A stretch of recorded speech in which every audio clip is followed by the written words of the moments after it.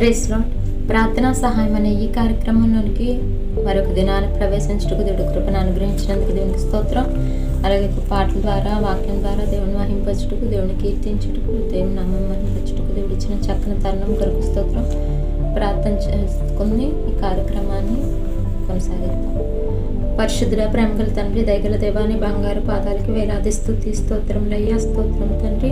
ఈ ఉదయకాల సమయంలో తండ్రి నిన్ను స్తుతించుటకు, నిన్ను కీర్తించుటకు, నీ నామం కనపరచుటకు ఇచ్చిన చక్కని తరుణం కొరకు స్తోత్రం. ఈ దినం చూడలేక అనేక మంది ఉన్నారు తండ్రి. అయితే నీ కృపగల రెక్కల కింద మమ్మల్ని ఒక్కొక్కరిని భద్రపరిచి సజీవులకు క్షేమంగా సురక్షితంగా ఉంచినందుకు స్తోత్రం తండ్రి. దేవా, ఏతో తండ్రి ఈ యొక్క విశ్రాంతి దినమని, పునరుత్థాన దినమైన తండ్రి నేను స్తుతించుటకు, నేను ఆరాధించుటకు, నేను కీర్తించుటకు ఇచ్చిన చక్కని తరుణం కొరకు స్తోత్రం దేవా. ఈ దేవా పాటల ద్వారా మహింపరచుటకు తండ్రి, అలాగే వాక్యం ద్వారా ప్రార్థన ద్వారా నేను మహింపరచు భాగ్యం మాకు దయచేయమని ప్రార్థనిస్తున్నాను తండ్రి. ఆమేన్.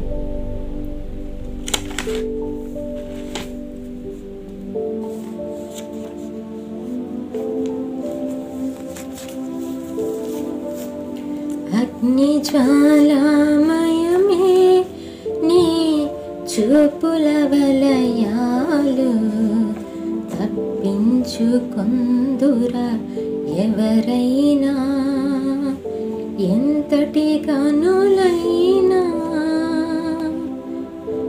అగ్ని జ్వాలామయమే నీ చూపుల వలయాలు, తప్పించుకొందురా ఎవరైనా ఎంతటి గనులైనా.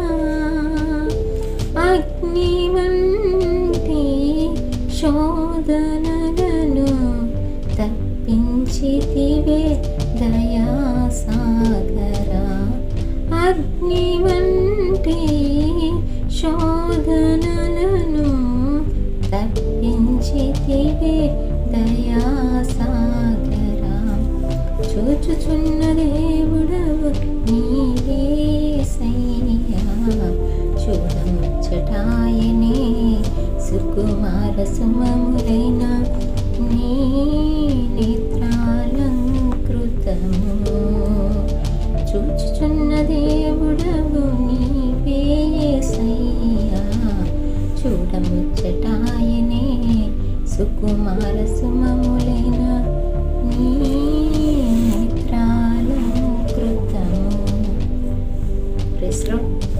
వాక్యంలో కలిసిండుగా దేవుడు వాక్యం ద్వారా మాట్లాడాలని ప్రార్థించాం. పరిశుద్ధ ప్రేమగల తండ్రి, దయగల దేవాని బంగారు పాదాలకు వేలాది స్తుతి స్తోత్రములయ్యా. వాక్యంలో కలిసిండుగా తండ్రి, వాక్యంలో అర్థమయ్యే రీతిగా బిడ్డలకు చెప్పుటకు తండ్రి నీ కృప నాకు దయచేయండి, సామర్థ్యాన్ని దయచేయండి, నన్ను మరుగుపరచండి. మీరు ఏదైతే బిడ్డలకు చెప్పదలుచుకున్నారో అది మాత్రం చెప్పండి తండ్రి. నీ బిడ్డలైన వారు అనేక మంది ఉన్నారు తండ్రి లోకంలో. వారు తండ్రి ఒకవేళ ఈ కార్యక్రమం చూసినట్లయితే వాళ్ళ మనోనేత్రంలో విరిగించి తండ్రి మరొకసారి నీ నామాన్ని మహింపరచు భాగ్యము ఒక్కొక్కరికి దయచేయమని చిన్న ప్రార్థనిస్తున్నాను తండ్రి. ఆమేన్.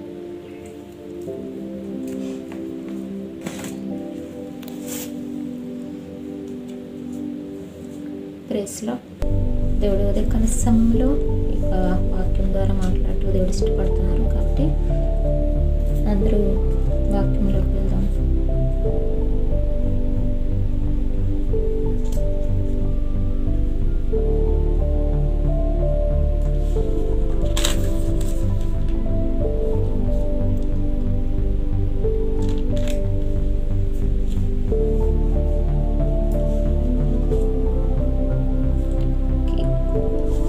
ఆదికాండము 3వ అధ్యాయము 6వ వచనము చదువుకుందాం.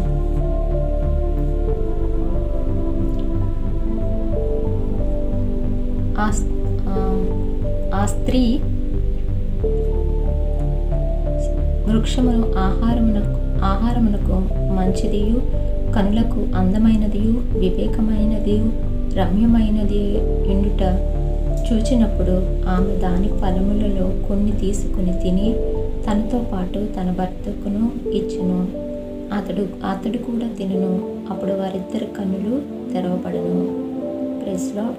ఇక్కడ వాక్యంలో చూసినట్లయితే 3వ అధ్యాయము ఆదికాండము 6వ వచనం చదువుకోండి. ఆ స్త్రీ ఆ వృక్షమును ఆహారముగా తీసుకున్నది అని చెప్పిన. ఏ వృక్షం ఫలము అంటే అక్కడ మంచి చెడులను వివేచించు, మంచి చెడులను ఉంచు స్త్రీ. 5వ వచనంలో చూసినట్లయితే ఆ యొక్క మీరు మంచి చెడులను ఎరిగిన వారై దేవతల వలె ఉందురని దేవునికి తెలియనని స్త్రీతో చెప్పగా. స్త్రీతో ఒక సర్పము అంటే ఆ యొక్క స్త్రీని మోసగించి ఆ విధంగా చెప్పి ఆ యొక్క ఫలము తిన్నట్లయితే మంచి చెడులు మీకు వస్తాయని, అందుకని మీరు అది తినవచ్చునని ఆ యొక్క సర్పము కుయుక్తిగా అవ్వని, స్త్రీ అనగా అక్కడ అవ్వని మోసం చేసినట్లుగా మనం చదువుతున్నాము. ఆది కాండంలో ఆల్మోస్ట్ అందరికీ తెలుసు. అయితే ఇక్కడ చెప్తున్నది ఏంటంటే సర్పము అనేది చాలా కుయుక్తమైనది, అది సైతాను కాబట్టి అది చాలా కుయుక్తిగా ఆ యొక్క కాలంలో అవ్వని మోసం చేసినది. ఆమెను మోసం చేయడమే కాకుండా ఆమె మోసపోవడమే కాకుండా ఆ ఫలమును తీసుకెళ్ళి తన భర్త అయిన ఆదాముకి ఇచ్చినప్పుడు తను కూడా తిని తను కూడా మోసపరచబడి ఉన్నట్లుగా మనం చూస్తున్నాము. ఈ విధంగా చూసినట్లయితే ఆ యొక్క స్త్రీని ఏ విధంగా ఎంత తెలివిగా మోసం చేసిందంటే ఆ యొక్క సర్పము 3వ అధ్యాయంలో చూసినట్లయితే దేవుడైన యెహోవా చేసిన సమస్త భూజంతువులు సర్పము యుక్తి గలదై ఉన్నదని దేవుడు చెప్తాడు. ఇక్కడ వాక్యంలో తెలుస్తుంది. ఎండను అది ఆ స్త్రీతో, ఇది నిజమా? ఈ తోట చెట్లలో దేని ఫలములను మీరు తినకూడదని దేవుడు చెప్పినా అని ఆమె నా ప్రశ్న వేసినప్పుడు ఏదైనా మనం తినచ్చు కానీ ఈ తోటలో ఇది తినకూడదా అని ఒక ప్రశ్నించినప్పుడు ఆ కాలంలో అబ్బా నిజమేనా అని ప్రశ్న వేసినప్పుడు ఆ యొక్క దాన్ని గ్రహించలేకపోయింది.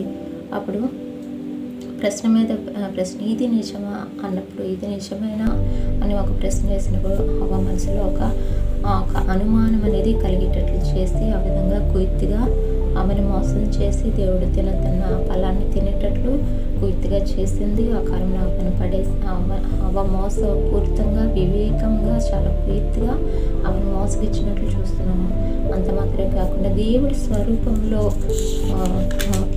సృజించిన నరుని, దేవునితో నిత్యము ఆనందించిన నరుని అది కుయుక్తిగా ఎలా పడేసింది, ఆ విధంగా పడేసింది. అయితే ఇక్కడ చూసినట్లయితే ఇక్కడ మొదటి అధ్యాయంలో, ఆదికాండం 1వ అధ్యాయము 26వ వచనంలో దేవుడు మన స్వరూపమందు మన పోలిక చొప్పున నరుని చేయుదును అక్కడ చేసినని చెప్తున్నారు. అయితే ఏ స్వరూపము? మన స్వరూపమందు మన పోలిక చొప్పున నరుని చేసినాడు. అక్కడ 27వ వచనంలో చూసినట్లయితే 1వ అధ్యాయము దేవుడు తన స్వరూపమందు నరుని సృజించాడు.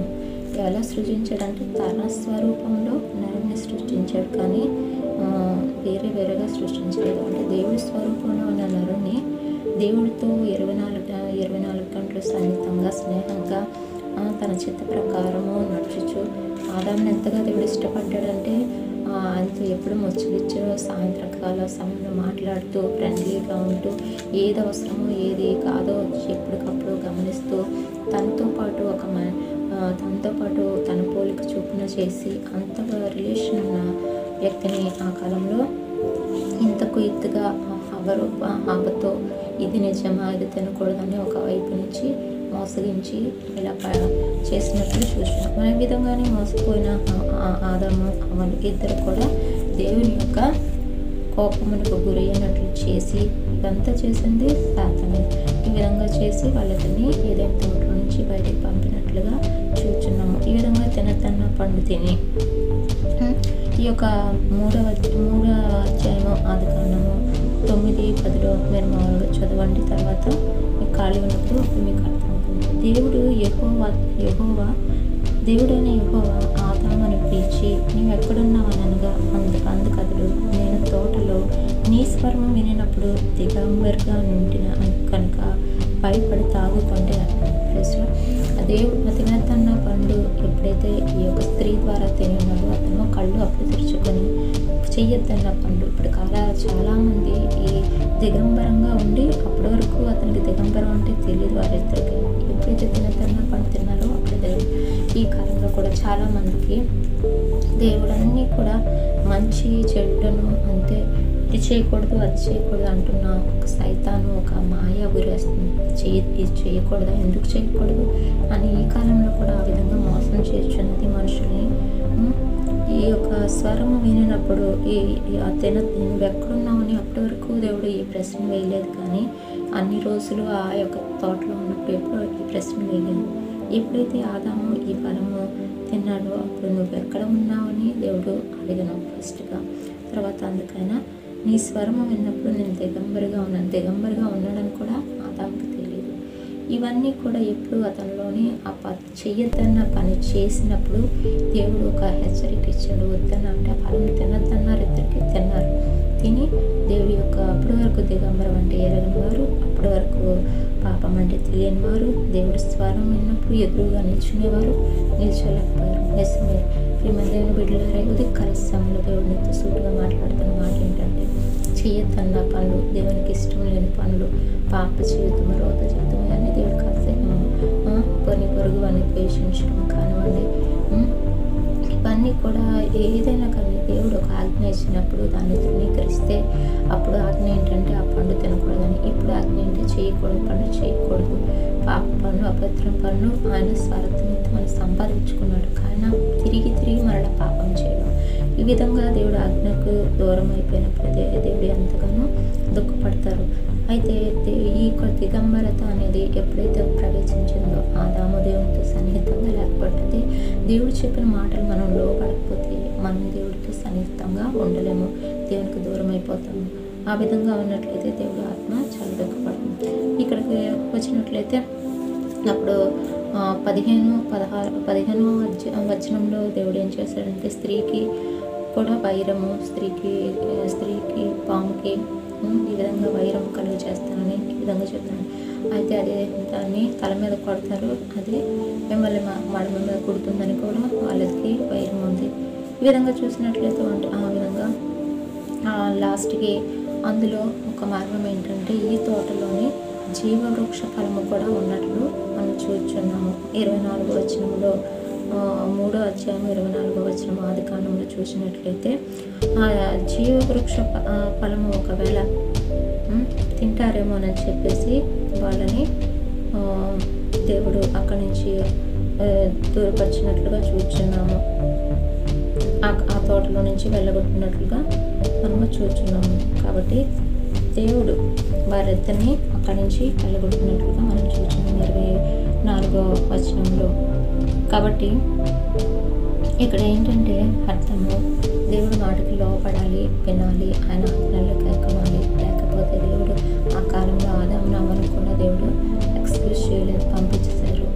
అయితే ఆ చేసిన తప్పుకు దేవుడు ఎంతగానో మరలా ఆలోచించి వాళ్ళ గురించి ఆలోచించి అవ్వకి దేవుడు ఇక్కడ 21వ వచనంలో చూసినట్లయితే 3వ వచనంలో దేవుడైన యెహోవా ఆదామునకు అతని భార్యను చర్మపు చొక్కాయిలను చేయించి వారికి తొడిగించినట్లుగా చూస్తున్నాము.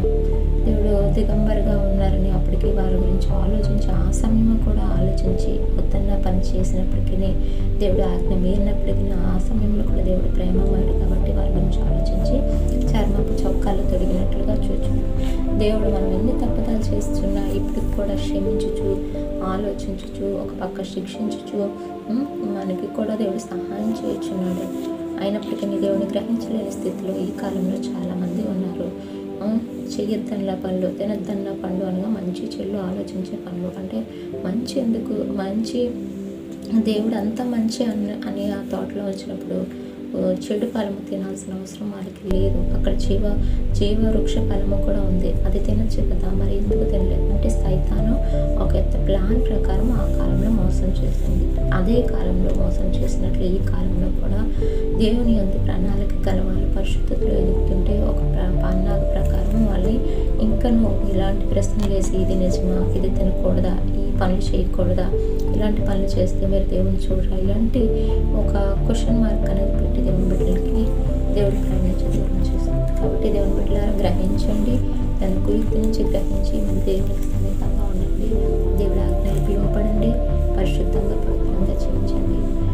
మరి ఉదయకాల సమయంలో దేవుడు ఒకసారి హెచ్చరిస్తున్నారు. కాబట్టి ప్రేస్లో వాక్యం జీవించి ఆశీర్వదించండి. ప్రార్థన. పరిశుద్ధుడు ప్రేమగల తండ్రి సహాయం చేయండి. ఉదయకాల సమయంలో తండ్రి మీరు వాక్యం ద్వారా మాట్లాడేందుకు స్తోత్రం చేసిన తండ్రి, నీ స్వరూపం చెప్పున నరుని సృష్టించావు తండ్రి. అయితే తండ్రి మరి సాతాను అపవిత్రాత్మలో దేవా నీ బిడ్డల చుట్టూ తండ్రి నిజంగా తండ్రి ఆ కాలంలో హవను మోసం చేసినట్లు ఈ కాలంలో నీ బిడ్డలైన వారిని అనేక మందిని తండ్రి ఇలాంటి పనులు చేయకూడదా, అలాంటి పనులు చేయకూడదా, ఇలాంటి చేస్తే పరలోక రాజ్యం వెళ్ళరా అన్నట్లుగా కుయిత్తుగా తండ్రి నీ బిడ్డలైన వారిని మోసం చేయించున్నది తండ్రి. మరి ఆదామును కూడా కాలంలో మోసం చేసినట్లు దైవదాసుని దేవుని బిడ్డని విశ్వాసాన్ని అందరినీ మోసం చేయించున్నది. కాబట్టి దాన్ని కుయిత్తు గ్రహించి తండ్రి దేవ బిడ్డలైన వారు తండ్రి నీ అందు తండ్రి పరిశుద్ధతలు ఎదుట సహాయం చేయని రాకడకు సిద్ధపడుచున్న బిడ్డలను కాపాడండి. అలాగే పాపం జోలికి వెళ్లకుండా నీ బిడ్డలను కాపాడమన్నది కాలశంలో తండ్రి ఈ చిన్న ప్రార్థన ఇస్తున్నాం తండ్రి. ఆమేన్. అలాగే ప్రార్థన సహాయంలో చాలామంది కోరి ఉన్నారు, వాళ్ళ గురించి ప్రార్థన చేద్దాం. ఆశీస్సుని దేవుడు కాపాడాలి. ఆ బిడ్డకు స్కిన్ అంతా పాడైపోయింది, దేవుడు కాపాడాలి. ఆ బిడ్డని యవ్వన బిడ్డని దేవుడు ముట్టాలి, స్వస్థపరచని ప్రార్థించాలి. పరిశుద్ధ ప్రేమగల దేవా దయగల తండ్రి సహాయం చేయండి. దేవాని కృపగల రెక్కల కింద బిడ్డను భద్రపరిచే ఉదయకాల సమయంలో తండ్రి దేవా బిడ్డను మీరు ముట్టండి. సరస్సు నుంచి పాదముల వరకు తండ్రి ఆశీస్సుని మీరు జ్ఞాపకం చేసుకోండి తండ్రి. స్తోత్రం తండ్రి. విశేషమైన తండ్రి సహాయం చేయండి, నీ కృపను దయచేయండి ఆ బిడ్డ మీదకి తండ్రి దేవా. యేసయ్యా సహాయం చేయండి. ఉదయకాల సమయంలో తండ్రి ఆ బిడ్డను ముట్టండి అయ్యా దేవా. మనుషులైతే ఏమి చేయలేరు, అయితే నువ్వు దేవా నీకు సమస్తము సాధ్యమే తండ్రి దేవా. మరి తండ్రి స్తోత్రం. ఆదాముని అవ్వని నువ్వు ఎంతగానో ప్రేమించి వాళ్ళ గురించి ఎంతగానో ఆలోచించావు కదా నా తండ్రి దేవా. మరి నీ బిడ్డలైన వారిని కూడా తండ్రి ఆ బిడ్డ నీ అందు పరిశుద్ధాత్మలో తండ్రి మరి నీ అందు ఆనందించే బిడ్డ కదా తండ్రి. ఆ బిడ్డ పైన నీ కృపను దయచేయండి తండ్రి. ఆ బిడ్డ గురించి ఆలోచించండి అయ్యా. ఉదయకాల సమయంలో ఆ బిడ్డను ముట్టండి అయ్యా, స్వస్థపరచండి తండ్రి. సహాయం చేయమని చిన్న ప్రార్థన చేస్తున్నాను తండ్రి. ఆమేన్.